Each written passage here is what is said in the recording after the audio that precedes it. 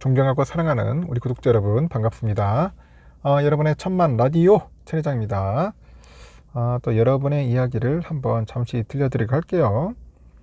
또 뭐 새로운 이야기들도 제가 종종 얘기합니다. 뭐 삼성 관련된 이야기도 있지만 주변에 관련된 그런 소식들도 이야기를 하니까 여러분들도 참고하시고 뭐 여러 가지 상황들을 한번 잘 판단해서 투자를 하시면은 좀 좋지 않겠나 하는 생각이 들어요. 제가 볼 때는 뭐 삼성이야 뭐 기본이지만은 일단은 우리가 여러 가지 돌아가는 세상도 좀 알아야 한다. 뭐 그렇게 이야기를 좀 드리고 싶습니다. 요즘은 그 물가도 많이 뛰었어요. 물가 지금 난리죠. 이제 보니까 1970년대 보면 여러분들 그 두 차례 그 석유 파동 당시에 그 전 세계적인 인플레이션 충격이 있었어요. 그때. 그래서 물가 안정은 그 중앙은행 그 통화 정책의 주요 목표로 이제 자리 잡혔었죠.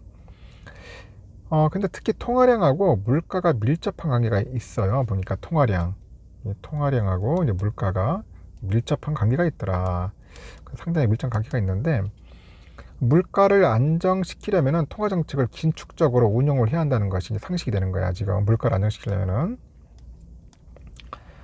최근에 물가 상승 국면에서 한국은행을 비롯해서 미국 연방준비제도, 유럽 중앙은행, 뭐 캐나다 중앙은행이 이제 정책 금리를 현재 25bp, 현재 25bp도 아니고 50, 75, 100bp씩 큰 폭으로 올리는 것은 이러한 배경 때문에 그런 겁니다. 결국은 물가 잡으려고. 하지만 전 세계적인 긴축적인 통화 정책이 역행하는 나라가 있는데 어느 나라냐? 이거 터키야. 터키인데 이 지난해부터 완화적인 통화 정책을 고집하고 있어요. 마찬가지로 그 완화적인 통화 정책을 추진 중인 국가가 또 있냐? 일본과 달리 물가 수준도 낮지도 않아. 그 터키는 그 에너지 그 수입 의존도가 74%랍니다. 74%로 매우 높은 국가예요. 인플레이션 충격이 취약하다는 거죠. 6월 소비자 물가 상승률이 무려 몇 프로인지 아세요? 78.6%야. 물가 상승률이. 98년 9월 이후 최고 수준이고 생산자 물가 상승률은 138.3%. 미쳤죠. 거기 보면은. 이런 나라입니다. 그런데도 그 터키 중앙은행이 지난해 말부터 정책 금리를 19%에서 14%로 4차례 걸쳐 50bp나 인하를 합니다. 인하해가지고 7개월째 동결 중이다. 그렇게 봅니다. 7개월 동결 중이고, 이러한 통화정책 결과는 그 리라와 가치 급락으로 나타나는데, 국제금융센터가 발표한 그 터키 리라와 가치가 역대 최저 배경 및 전망 보고서에 보니까 터키 리라와 가치가 21일 달러와 대비했을 때 17.70으로 사상 최고치를 경신을 했다고 합니다. 그 리라와 가치는 지난해 1월에서 2월까지만 해도 달러당 67 정도 됐어요. 67 리라 수준이었는데 불과 1년 만에 3배 가까이나 떨어졌다. 그렇게 보시면 됩니다. 그 리라와 가치가 이제 폭락하게 된 벽에는 그 정치적인 논리가 잡고 있는데, 여기 그 터키 대통령이 누구냐면 이거 레제프 타이프 에르도안이랍니다. 에르도안. 이 고금리가 인플레이션을 유발한다면서 통념에 그 반대되는 주장을 이제 지속하고 있어요. 그 고금리를 그 두고는 만약에 만악의 부모래. 악의 악. 이 만악의 부부라는 그 발언을 하기도 했는데, 문제는 주장이 그치는 게 아니라 중앙은행의 독립성을 침해하면서 통화정책에 개입하고 있는 거야. 그래서 그 에르도안 대통령은 금리나 강요에 불복한 중앙은행 인사들을 수차례 경질을 해버리고, 이를 비판한 언론인, 경제학자들도 형사 고발을 합니다. 그 터키 경제자체도 그 통화가치 하락 요인으로 작용하고 있는데, 그 터키는 그 에너지 의존도가 높아요. 경상수지 적자가 확대되는 등 성장세에 약합니다. 올해 보니까 1월에서 5월까지 경상수지 적자가 280억 달러로 전년 동기 대비 2.3배나 늘었고, 여기 또 러시아 우크라이나 전쟁 여파로 에너지 식품 가격이 상승해가지고 소비자 생산 물가 상승 압력을 가중하고 있어. 지난해 또 원유 수입량 25%, 천연가스 45%를 러시아가 차지하죠. 결국 글로벌 신용평가사 피치가 이달 8일 날 에르도안 정부의 그 정책이 인플레이션 악순환을 부추기고 리라와 그 절하 압력을 높이면서 자본 유입을 저해한다는 이유로 국가 신용 등급을 B+에서 B로 강등해 버립니다.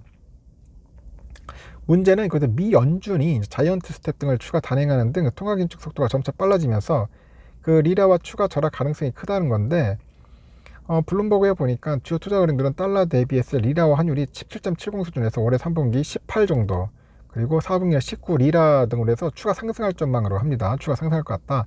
내년 2분기에는 20 리라까지 오나 20 리라까지 넘을 가능성도 있다, 그렇게 봅니다. 그러다 보니까 터키의 이제 대외 관정세에 취약해지다 보니까 외환 위기 불안도 커지고 있고, 그 환율 방어 과정에서도 외환보유액 소진 속도도 빨라. 그 외환보유액 대비 단기 외채 비율이 200% 넘으니까 리라와 가치도 더 떨어지면서 대외 부분의 취약성이 더 부각될 가능성도 있는 거예요. 그리고 단기 외채도 5월 말 기준 1340억 달러로 지난해 말 대비했을 때 10.6% 늘어나서 늘어난 반면에 외환보유액은 589억 달러로 지난해 말 대비했을 때 18.9%나 감소했답니다.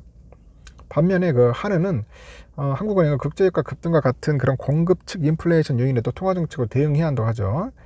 그래서 기준금리 인상을 추진하고 있는데 지금 보니까 통화정책 국장의 사람이 18일 날 최근 높은 물가 오름세는 공급 요인뿐 아니라 수요 측 요인도 함께 영향을 미치고 있답니다. 그래서 한은을 포함해 가지고 주요국 중앙은행이 큰 폭의 정책 금리 인상에 나서고 있는 데는 이러한 그 수요 압력 완화를 우선적으로 목표 삼고 있다. 우선적인 목표 삼고 있다고 합니다. 지금 보니까. 그래서 공급 측 인플레이션 충격에도 인플레이션의 그 기대 심리를 안정시키려면은 결국 중앙은행이 신속하게 대응을 한다는 거죠. 그래서 우리는 이제 금리를 올릴 거야. 우리는 금리를 올린다는 거죠. 터키 같은 나라 지금 금리를 내려가지고 지금 했는데 거기 박살날 것 같은데 우리는 올립니다. 올리는데 문제는 좋아. 올리면 좋은데 문제는 우리가 대출이야, 대출. 이 대출 받은 사람들이 상당히 지금 고달픈 겁니다. 저도 보니까 오늘 문자 왔는데 대출 이자가 갑자기 3.4에서 예를 들어서 4.1로 올라간 거야. 웬 뜬금없이 이렇게 이자가 올라갔더니 결국은 이제 한국은행에서 이제 기준금리 올려버리니까 저도 골 때리게 된 겁니다. 그러니까 금리가 갑자기 올라요. 깜짝 놀랐습니다. 0.7% 올라버렸어요. 그래서 여러분들 절대로 그 무리하게 대출하시면 안 돼요. 이런 상황에서는 대출이자 계속 오를 수 있습니다. 투자도 마찬가지야. 투자도 대출할 때는 될 수 있으면 하지 마라. 대출 안 해도 괜찮다. 이런 때는 투자는 차라리 안 하는 게 나을 수도 있어요. 걱정돼서 그런 겁니다.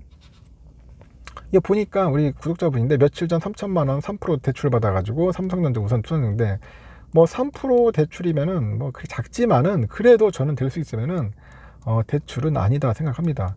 고수들도 될 수 있으면 하지 말라고 합니다. 고수들도 저는 고수한테도 얘기하는데 고수들은 모르겠어요. 뭐 자기들 하겠지만은 이왕이면은 안 하는 게 좋지 않겠냐 그런 얘기를 해드리고 싶은 거예요.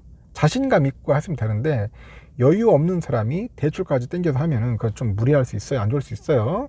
될 수 있으면 하지 마시고 요즘 같은 하락장일 때는 차라리 그냥 관망하는 게 나을 수 있어요. 관망을 하면서 좀 땀 흘리면서 뭐 알바나 뭐 부업으로 이렇게 해가지고 번 돈으로 뭐 한 조씩 사는 건 낫지. 3천만 원 땡겨가지고 한번 사볼까? 지금 싸다고 생각하니까 이거는 조금 그렇습니다. 될 수 있으면 안 하셨으면 좋겠습니다. 맞습니다. 저는 하여튼 굉장히 좀 안 좋게 본다.